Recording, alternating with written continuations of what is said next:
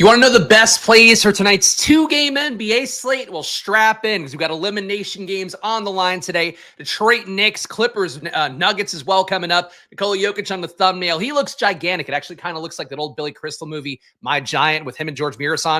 And unfortunately, I'm Billy Crystal here. We're still going to do what we always do here on this channel, compare my projections to some of the industry leaders out there, in particular our friends at Stokastic, and to see what their data has, their ownership has, to see what everything right now on tonight's slate. We're also going to hop to the world of Unabated, see what the best market-based bets are right now, and then we'll run some DFS sims on Stokastic as well. By in this video, you know all the must-plays industry-wide, along with my splash plays for today's slate. Let's get into it. And of course, yesterday, Rudy Gobert, Moses Moody, the guys you needed. If anybody told you that in the video yesterday, more power to him. I didn't. So that's what we got going on here. Would love to get the week back on track today. And it starts with the man in the thumbnail again, Nikola Jokic. 67.7 is my projection. And one thing I noted in the Discord today when I put the projections out for all the guys who are paying members who've joined the channel down below, if you want to get access to the data, the stuff I show you here on screen, that's all you got to do. But basically, mentioned the projections today. I did one thing a little bit different because I feel like my projections and Stokastic's projections starting to kind of diverge a little bit more, and I'm not sure what they're doing. That's not the kind of thing I talk about in my contract role with Stokastic on the regular to see what they're doing data-wise. But my guess is that they and some other sites out there, your ETRs as well, I'm sure, might be accounting a little bit for some of the playoff rate data. So what I did was overlaid the playoff rate data for each team on top of the regular season stuff that I've been using for this entire playoff run. And look, the playoffs really started out hot for me, so I think it's never a great thing when you're changing stuff in stream just because you had a few down results for a few days. But I do feel like I want my projections to reflect something a little bit different today. I've noticed throughout the games, the usage trends that we talk about here in the videos every day. You know, the entire series for the Knicks, Jalen Brunson's put up about 34% usage. Karl-Anthony Towns had about 25% usage. It's a meaningful shift from where things were in the regular season, and it could be just that matchup with Detroit. It could be the fact that it's the playoffs, your lead guard has the ball, gets more shots up. I'm not sure what entirely it would be there, but for me, it's a change I want to make for myself today to see how it does. So that's one thing to note in my data here that I want to give you guys the heads up in advance, even though you wouldn't notice unless I told you. But Nikola Jokic, 67.7 fantasy points. Stokastic has him at 64.1. Wanted to also, part of the reason I wanted to try to see how the rates were looking was Jamal Murray having that huge outlier day last time out for Denver. Has anything changed for him in terms of what he's been doing? And the answer is no. In the series, his usage has been basically where it was. 26% usage for him, 23% assist rate, 1.05 fantasy points per minute. Basically, the main reason that Murray got there last game was Jokic got less shots up. He only put up, I think, 13 real life points in that game, despite having a triple-double there. Still a viable fantasy day. Not as good as the ceilings of where he could normally hit. Obviously, not having 4 quarters run in that game didn't help either. But for Jokic, I think things should stabilize here. You hope they will. Murray's usage hasn't been crazy high all series or anything. He just kind of got one lucky day. Jokic's usage has been down in the series overall, only 28.3% usage compared to the 30% plus he was all season long. So I think Jokic still a strong play, but there's maybe a little more downside to how he's been playing the series than I might have reflected both last time out and in general, where he got smoked by Giannis on that last slate. So I like Jokic today, getting him in 63% of my top 150 lineups. The field's at 26% in Stokastic's projected ownership. But I do think for Jokic here, it is worth pointing out that he's just not quite, at least in this series, been as good of a player overall, averaging only 1.54 fantasy points a minute, which is still the most of anybody on the slate, but it is less than he was averaging throughout the season, where he was putting up 1.8 regularly. In a lot of games, he projected for me about like 1.9 and change fantasy points a minute. It's not the case in the series so far against the Clippers. Cade Cunningham, another chalky play today. Detroit on the brink of elimination, so that's going to be something that matters for sure in terms of how things look. Detroit 1.5-point favorite today at home, and for what it's worth, Clippers a 6-point favorite at home, though. So were the Lakers yesterday around that range, and we saw that worked out. That said, for Cade, looks pretty good here. Usage has been high for him as well. This entire playoff so far, he's put up 33.5% usage as well, 39% assist rate, 1.3 fantasy points a minute. Not shooting too well with that Knicks defense, 52% true shooting. But the usage is what matters there. The fact that everybody else in Detroit deferring to him, nobody on the team besides Ausar Thompson has over a 21% usage rate. So that's where it is for Cade right now. He's getting a lot of shots up, and it happens in the playoffs a lot. The usage consolidating for him, especially against teams that are not shutdown defenses. They're not targeting Cade, not keeping him from getting shots up. So the other guys are just kind of watching Cade in the court a lot of the time. Karl-Anthony Towns. So as I mentioned before, basically Brun's taking more usage. Towns taking less throughout the playoffs. Towns actually at a lower number than I might have said off the top of my head. Actually had 21.5% usage and 1.1 fantasy points per minute so far in the playoffs. So it's not been a great run for Towns. He did that one really bad game where he put up like 19 fantasy points. It certainly doesn't help it out. 8,500, I'm still willing to be there for Towns, but frankly, my projection at 48.3, a little bit aggressive, definitely reflecting the success he had all regular season long, which has not been there as reliably in the playoffs so far. But I got him in 45% of my top 150, and the field's at 24 right now for Towns. So once again, I'll probably have a good amount of lineups with Jokic and Towns, though I'm sure some where I get Towns, not Jokic, and vice versa as well. Jalen Brunson, so gave him the rate boost as well. Got him at 36% ownership for the field. I'm getting him in 29% of my top 150. At 8,600, he's basically the same price tag as Towns, and he has been not producing him so far in this playoff series with 1.23 fantasy points a minute, compared to that 1.1 we just mentioned for Towns. So Brunson, I think, a strong play again here. Get elimination spot. We've seen it go both ways so far in this first round, where sometimes a team who's on the cusp of eliminating the other team, they get smoked. They pull the guys early. Golden State being an example of that. Golden State really gave up on that one. The bench guys got into it. Actually closed it to I think a 15-point game, a little bit less than that last night. But the game was functionally over. The Rockets had to bring in starters, but Golden State never really did. That could be the case for the Knicks potentially, but it's a Thibodeau rotation. So do expect Brunson to be playing high 30s, 40 minutes no matter what. Unless Detroit goes up like 30, something like that, then maybe that's when they call off the dogs more so. But Brunson looks like a solid play, but I am under the field on him right now. Getting more Towns, less Brunson makes sense to me. Getting similarly, if your projections would differ or how you view it is different, getting more Brunson, less Towns is logical because those guys are kind of eating from the same plate of usage here. And, again, Brunson's usage has been up all playoffs. Towns has been down. But maybe Towns is due for a better day. I mean, that certainly would be my hope, how much I'm playing him. James Harden looks like a good value to me at a 5.2x value on my 45.3 projection. The issue is that I'm not getting him a lot, especially with Towns and Brunson coming up a good amount for me. Getting Harden at only 12% of my lineups, fields at 37. Really flat ownership up top for these guys. You don't even have a Steph Curry here coming in at under 20% like yesterday. Not that he was a good play, but he was a guy being a little bit less owned. These guys are all pretty flatly owned here for a 2-game slate. So Harden looks okay to me, but I'm getting 12%. You got to make your stand somewhere. And that's where I'm making my stand and shifting more, it looks like, to Towns and Jokic instead. Ivica Zubac, 37% for me in my top 150. Fields at 30%. Been a good center play. He and Jalen Duren, both center plays that are certainly getting overlooked relative to their matchups in those series. But both guys, if they do play well, if they grab some more rebounds, get some blocks, create good defense. Not that Zubac is going to do enough to stop Jokic necessarily, but the rebounding part, he does sort of pull from Jokic a little bit. So you consider in lineups without Jokic playing more Zubac, lineups without Towns playing more Duren, that kind of thing. But getting a lot of Zubac as it is at 7,900. It's a good salary for him. Kawhi Leonard, he's been low for me all series long. It's going to be the case again today. Still a decent value for me at 5.1x value. I mean, he's produced pretty well these playoffs, as you imagine when you have one game where you basically don't miss any shots. Putting up 1.22 fantasy points a minute in the series. Harden's at 1.1. Bogdanovich, no, nobody else above 1 besides Zubac, Harden, and Kawhi. Norman Powell also really suffering usage-wise in the playoffs so far, only 0.78 fantasy points a minute for him, which makes sense as sort of your tertiary option on the team to get less usage for him. But it does seem to me like Kawhi going to be really appropriately owned at 36%. I'm not getting very much. Frankly, having a Harden and Kawhi stand, a little bit scary here, but they're the elimination, contending team right now. So kind of like we talked about with Miami earlier in the week, and you got that obviously very wrong because Miami just didn't show up for that game. It should be the most minutes that Harden and Kawhi will play all year because they can lose the series, and that's it. So for Kawhi and Harden and Zubac, these guys are all secured a good amount of minutes unless Denver just smokes them again like they did last time out. Jalen Duren, 44% ownership for the field. I'm getting 41, a little bit too cheap at 6,500 at this point for Duren. His minutes are pretty secure, projected to play 33.9 minutes.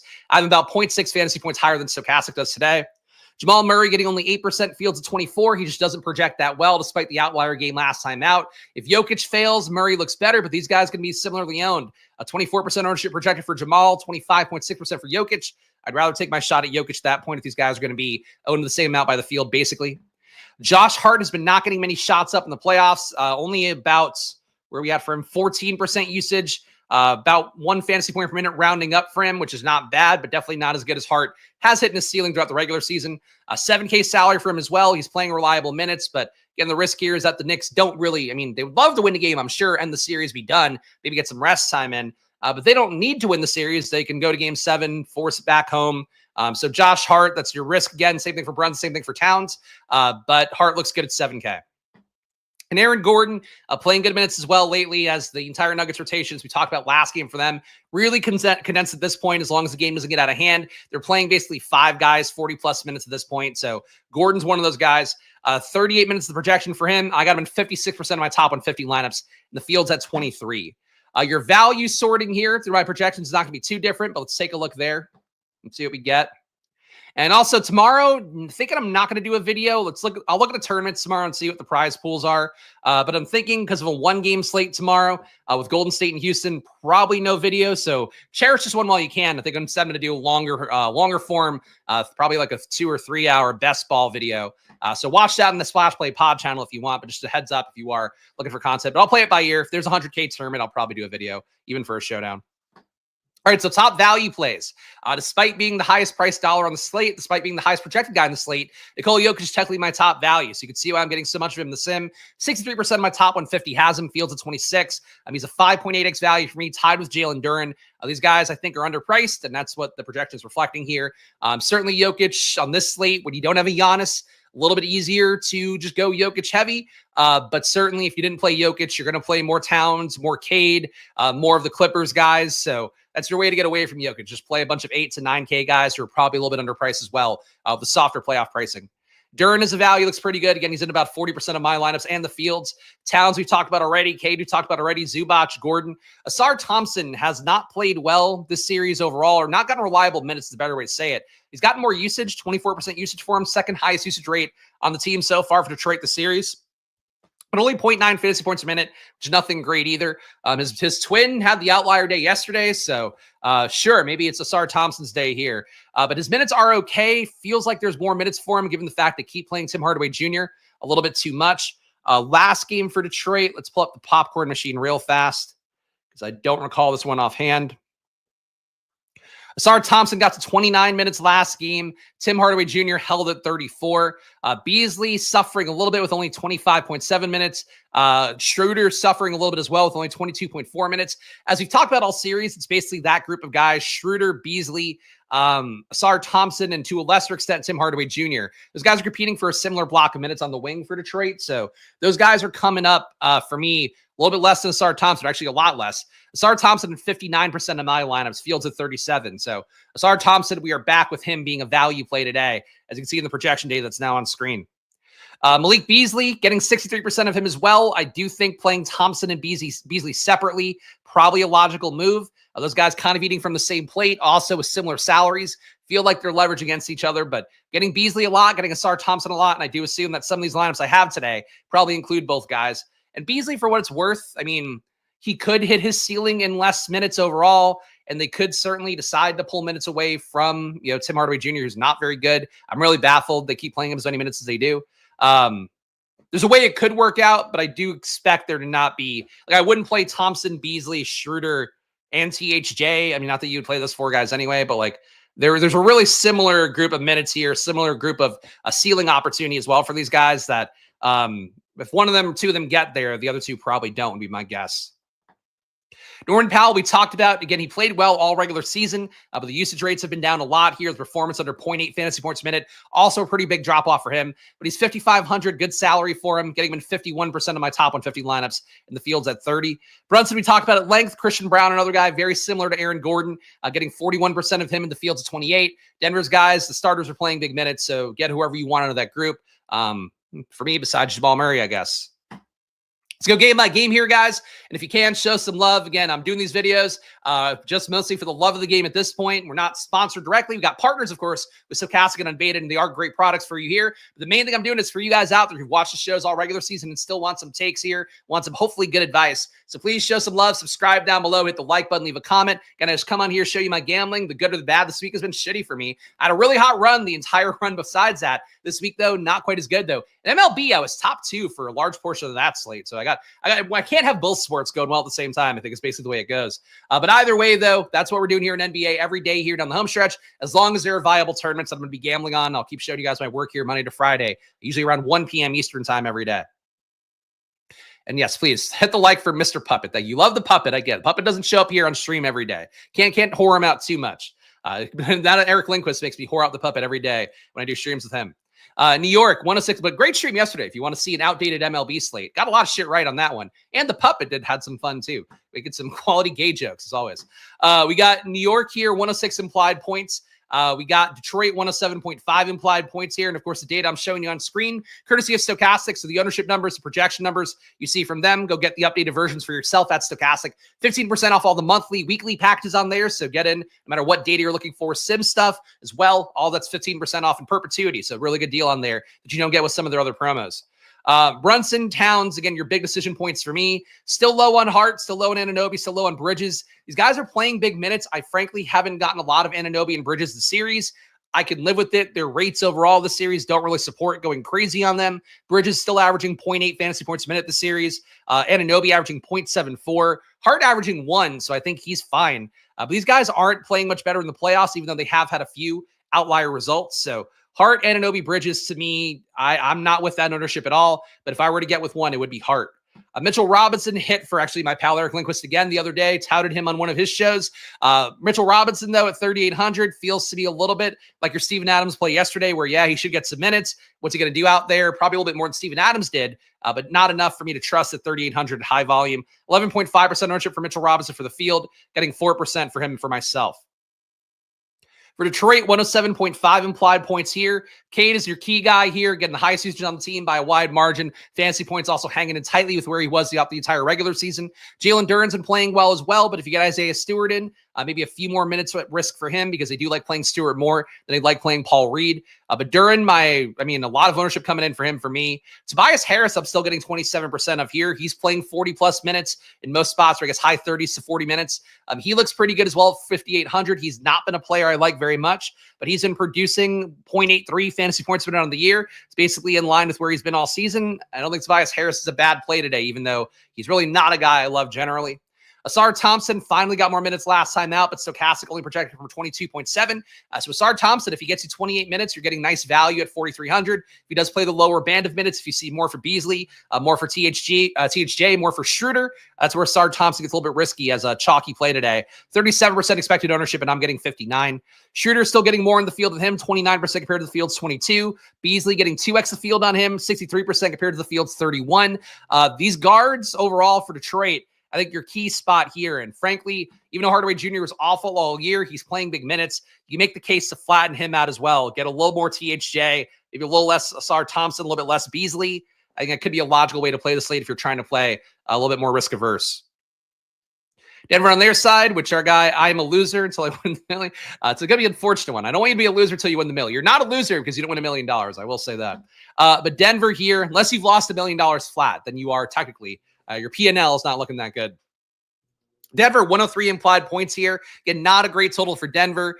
6-point spread, you're not worried about the blowout, but it does feel like the kind of game where if the Clippers build a big lead early on, Denver just calls off the dogs early and goes in, gets ready to go to game 7. With that total, 103 implied points would worry me a little bit, but scared money don't make money, but in reality, you just have to play the data as it is, using the Vega totals as your jumping off point. And that's what we're getting for Jokic. So 63% ownership for Jokic here. He projects incredibly well for me. 1.7 fantasy points a minute is my projection right now. That is, of course, including all the games for the regular season as well. So you have to keep in mind that he's been producing a little bit less per minute overall in this series, averaging only 1.54. That said, if Jamal Murray gets his usage kind of back where it should be, would be my guess today. Jokic should come up naturally. So I'll die on the hill of Jokic. I'd rather do that than Murray, but these guys are flat. So Jokic at 25.5%, Murray at 24.3%, and Stokastic's projected ownership. Aaron Gordon at 23%, Brown at 27.5%. I have my leans here, but certainly I think that for Murray and Brown, I'm getting everybody besides Murray here. So it does feel a little bit naked to not get the one guy who has the potential to put up an outlier day like he did just last game. But recency bias, people maybe play Murray a little bit more than they should because of it. Michael Porter Jr. in the mix as well, getting 41% of him. These Denver core rotation guys all look important. Surprised me getting 37% of Russell Westbrook, given the fact that he's clearly been the player that they're most comfortable moving away from. Westbrook was the Q tag last game, played 25 minutes overall. They've got him projected for 24. So is your one bench guy really playing minutes overall? You can look at the popcorn machine here. And this is with the game, blowing out, them pulling guys a little bit earlier. But you got 40 minutes for Murray, 37 for Brown, 37 for Gordon, 37 for Jokic, 37 for Porter Jr., and 25 for Russell Westbrook is it. Nobody else here in play. So Westbrook in play. The other Nuggets very much in play. But that's Denver for you. And the Clippers with their 109 implied points, again, favored here to make this a game 7. Kawhi, I've got 1/3 of the field's ownership with him being played more than Denver guys. 10% more ownership expected to go Harden's way than the Denver guys. Kawhi Leonard, similar ownership to Harden at 36.2%. Zubac, I'm above the field on, but low on Harden, low on Kawhi, doesn't feel great. Powell, very above the field on. Scares me a lot because you can see here he's been averaging 0.98 fantasy points a minute all year. I'm accounting for the matchup. I've got him at 0.92, but his rates have fallen off the cliff in the playoffs with only 21.5% usage here to the 26% he's had all season. So Norman Powell, not right now the same player, but the hope would be in a one-game sample size that maybe he can seize some of that back. I'll play Powell because he's 5,500, but I don't think he's as good of a play as my projections have him for, to be totally candid, with me being about 3.4 fantasy points higher on Stokastic's number. Chris Dunn, 23% for me. Fields at 26. Bogdan Bogdanovic playing some more minutes lately. They're not enough, I think, for me to feel great about. But he did play 23 last game, including the blowout, which is about another free 3 minutes, as you can see over here. Let me try to hover over it so you can see it. And that's how you should be reading these rotation stuff, these rotation items, whether it's on Popcorn Machine or Add More Funds or NBA Rotations on Info is another free one out there. But anyway, for Bogdan Bogdanovic, played sub minutes here. He's an okay value. Feels like if they need defense, they could easily move away from him. But Bogdan Bogdanovic coming up enough for me here with 39% exposure. Fields at 28 and he's 3,300. So he's pretty cheap. But yeah, really, I think the key spots here would be, ownership wise, it's going to be a lot of Kawhi and Harden. For me, that's not really a key spot. Powell is kind of a key spot. The Denver secondary guys, key spot. Jokic, certainly a key spot. The Detroit wings, also a key spot. And the Knicks guys, for me, not a key spot, but they are for the field. So I don't know if that helps you guys in terms of how to think about it. That's what it looks like. Let's go to Unabated right now, see what they have for us. And of course, we're using the market-based data and Unabated, the conditional NBA projections you can still get for yourself. Those have won people a lot of money throughout the year, up $70,000 from the bets 30 minutes before tip-off that are placed on there with a 5% or higher sim ROI. The market-based data is also very strong, more similar to your odds shoppers or your odds jams, what they're doing on there. So let's load them up and see what we get here with the market-based data. Having lost $1 million, but coming in first, the big GPP is a dream. The loser, but is for motivation, but I appreciate it. There you go. Look, I think it's hard sometimes for people to not feel like a loser in DFS, whether you are technically one or not. They're listing a few changes to their production environment. Hopefully those will be good. But let's see what we got here with these projections. Yeah, the big thing for me, and people play it differently. My main thing is if you do win a GPP, and when I did, that's why I had this house, is because I took the money and immediately put it towards more important causes. It probably did help out. We found out we're having a child. The same period I won my best DFS run where I won 100K in a month. You take the money out. I think that's how I play it. I don't increase my play. I think it's the way you keep yourself safe. Some guys increase their play and have a lot of great results with it if they do have a big win or even a decent win. And use that bankroll to make it grow. I tend to think take your profit and then just keep playing what keeps it fun for you. So that's the way that I play here on stream. But, follow your hearts, obviously, as always. I just personally, when I won the 100K, I had a month where I was playing like 3K at night. That was just not fun for me. I don't know. I don't know about you guys out there. Maybe if you have endless money, if I had Osimo, Alex Baker money, then it probably wouldn't matter as much. But if you're like an average person and you have family and bills to pay and stuff, a little bit hard to put up that much gambling if you're not in the 7 figures. And one of the best rules of thumb for any people trying to win a GPP out there, if you do care about this, is the thing that Alex Baker told me when I first started at Stokastic many moons ago when the site first launched, is basically that, for people trying to win the big GPPs, you need to be prepared to be able to pay for a month's worth of entry fees in that GPP. Expect that kind of result. Because that's just how the variance works, how the whole run out works. So I think there's sometimes a lot of unrealistic expectations set by people out there. That's what a realistic expectation is. It's just you should be prepared to lose. Think about maxing out every one of these $20 slates. Be prepared to lose 3K a night for 30 days. Can you afford to lose 90K to win 100K? Yeah, that's the math. So nobody should feel like a loser is the main takeaway. Jared Allen, 2.3% EV for Underdog. Got over 11.5 points for him. Is really your only bet we want to take here market-based wise. Of course, that's for a game coming up on Sunday. The next series coming up for Cleveland, Indiana. But that's your best bet right now. Nothing on this slate looks that good. For points, at least. What do we get for rebounds? Hey, I appreciate you giving me something to talk about to fill the airtime here. But honestly, I like talking about this stuff because I do think DFS is like a really tough game. And I think for me, the way that I've played it has been something that's kept my mental health solid for the most part. I've never really sweat, like the bad side of things as much. And it just comes down to like when I won big, I played a little bit more money or, frankly, a lot more money. And then I was like, I don't love this. And I ramped it down and I got it to a level where it's like, cool, I'm maxing a couple 20 maxes. If there's an affordable 150 max I want to do, I'll do that. Besides that, I'm putting in, 5 entries in the big tournaments, depending on what I'm feeling like on a given day. That's what keeps me sane doing this. But for you guys out there, obviously your mileage may vary. And if you're playing the quarters and shit, more power to you. There's people that they look down upon that. Certainly not me. Pajemski here. Your only rebound bet we should take under 5.5 rebounds for the game coming up tomorrow for Golden State and Houston. So Pajemski looking good on Underdog Pick'ems, not so much anywhere else. Any hidden lines here? No, we got nothing today. Gonna be dry as bones for the market-based data right now on Unabated. Not to be confused with Dry Bones, the Mario character. We all hold in great esteem. All right. So here we go. Here's a good bet. Bridges under 2.5 assists, plus 114 on, so you're getting plus money on it, and about 5% market-based EV. That's actually very solid here. For market-based numbers, you're generally looking for about 2% sim EV. Basically, what a sim EV or any sort of ROI calculation would be is your win rate times your win amount minus your loss rate times your loss amount. So this is just a mispriced bet here. You can see as well that Bridges priced at minus 118 on the Pick'em sites. You're getting it plus 114 for the same line on DraftKings. On FanDuel, it's minus 102. So Bridges, if you can get this line, frankly, a really good bet here. Under 2.5 assists for Bridges today at plus 114. And everything else I wouldn't take. PRAs, our last little journey here, our last frontier. Then we'll run a DFS sim and we'll call it a day. I'm sweating in here too. It's hot. It's hot in the Philadelphia area. It's like only 70-something degrees, but like was outside with Luca and the dog and Kitty, who's right here sleeping right now. And was just like fucking sweating. It's not my favorite here. We went from like gross cold weather to humid, disgusting East Coast weather. Also, East Coast weather overnight. All right, we got to resort this. There we go. That's everything. All right, Asar Thompson. So Asar Thompson over 15.5 PRA is looking best on PrizePicks right now. It's got you about 3.4% EV. You don't want to play that one anywhere else, but Asar Thompson over on PRAs, I guess maybe a good cosign for him DFS-wise today. Jared Allen, you can play it if you want over 23.5 PRAs, a little bit of an inefficient line on an Underdog Pick'em. But that's it. That's it for here. So Asar Thompson PRAs, that's it. The Miles Bridges under on assists, I think look really good. But not a great slate for bets right now because everything gets really tightly priced when you have time for these series to kind of coalesce and come together.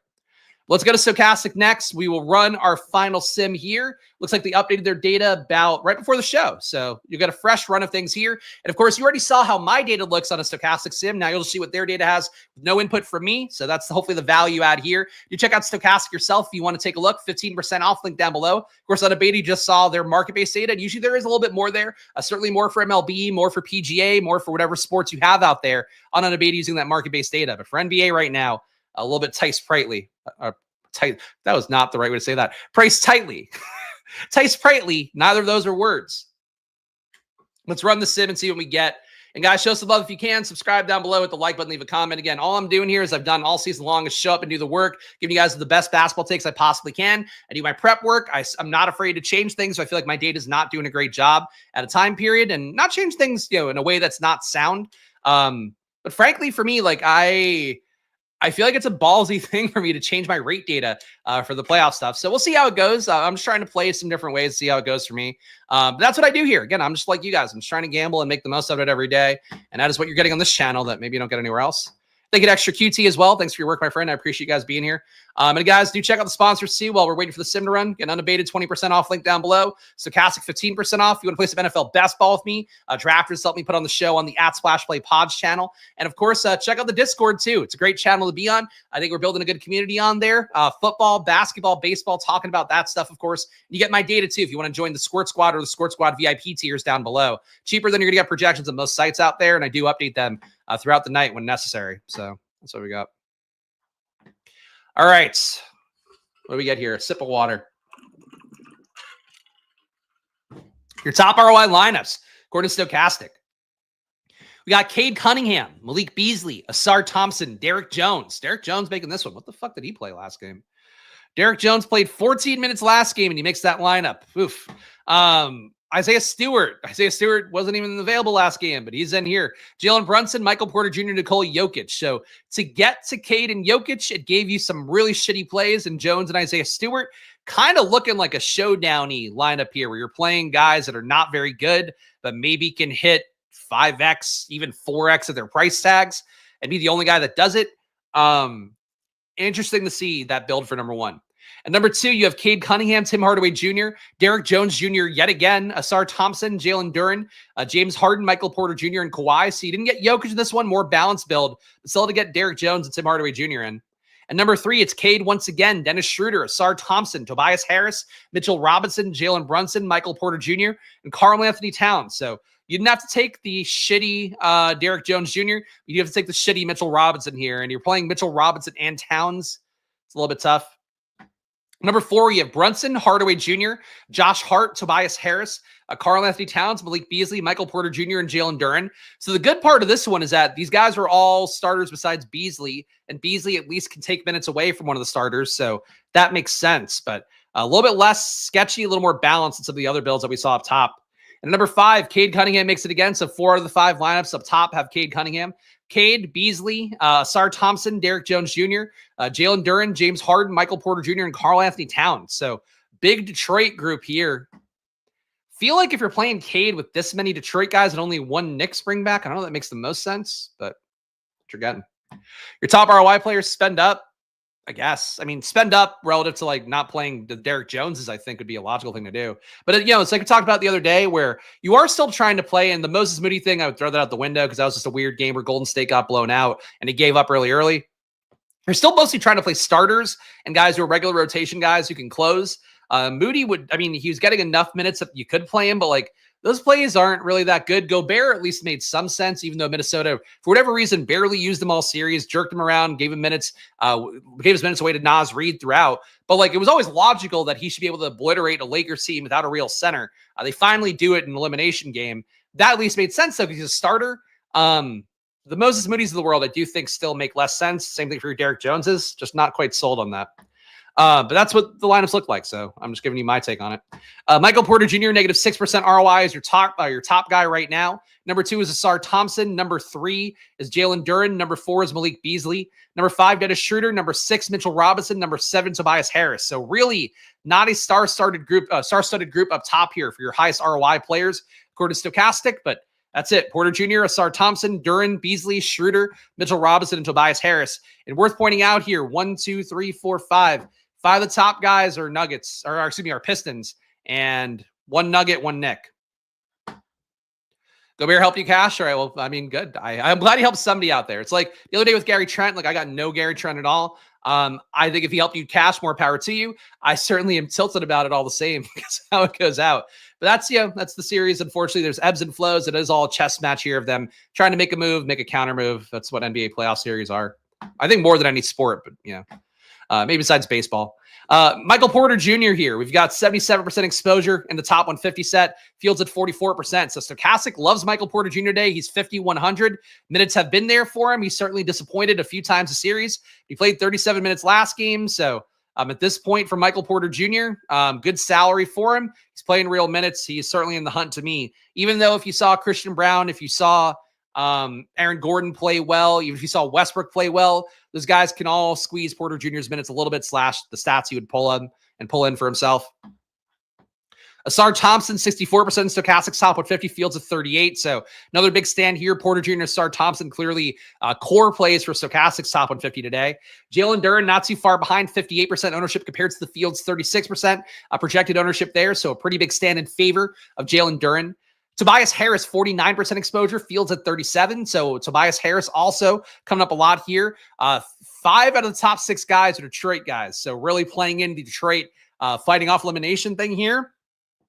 If the Knicks were to blow him out, that'd be one way to get away from all these Detroit dudes. But Detroit probably not throwing in the towel very easily, no matter what. They'd have to be down 20 plus, I would think, maybe 30. Malik Beasley, 49%. Same as Tobias Harris is 49%. So pretty big stands on both those guys. So really Detroit, highly owned. Cade Cunningham, 47%. Fields at 41. That one's fine. Cade's the safest play, obviously. of all these Detroit flotsam guys. And Kawhi, 43% here, Fields at 41. So really concentrated player pool, it looks like. Denver, Michael Porter Jr., all the various Detroit guys, Asar Thompson, Duran, Tobias Harris, Beasley, Cade, and then Kawhi. Schroeder not coming up as much. How much is he coming up? Schroeder, 33%. Still above the field on Schroeder, too. What about Hardaway? Tim Hardaway Jr. with the field, 22% and 24. Sim loving Detroit in an elimination game. That much seems to be clear. Your highest leverage guys, probably going to be very similar. Michael Porter Jr., 33% more in the field. Asar Thompson, 26% more in the field. Jalen Duren, 22% more in the field. Malik Beasley, 16% more in the field. Nikola Jokic, 15% more. Tobias Harris, 10% more. And Dennis Schroeder, 7% more. So another situation here where 5 of the top 6 guys are all Detroit, or 5 of the top 7 rather. And then you have 2 Denver guys, with Porter Jr. and Jokic, that they want you to get above the field on.